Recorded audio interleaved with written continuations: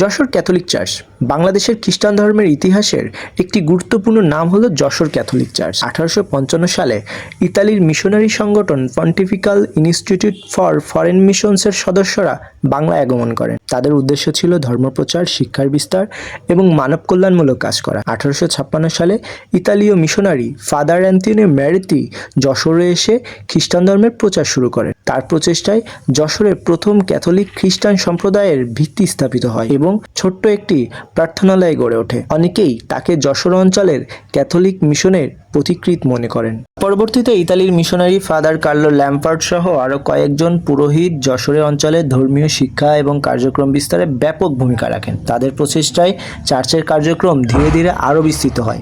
1952 সালে যশোরকে কেন্দ্র করে ক্যাথলিক ধর্মীয় প্রশাসনের একটি গুরুত্বপূর্ণ কাঠামো গড়ে ওঠে। পরে 1956 সালে এটি প্রশাসনিক কেন্দ্র হিসেবে স্থানান্তরিত হয়। প্রতিষ্ঠিত হয় খুলনা রোমান ক্যাথলিক ডায়োসিস, যা বর্তমানে দক্ষিণ পশ্চিমাঞ্চলের বাংলাদেশের ক্যাথলিক সম্প্রদায়ের প্রধান কেন্দ্র।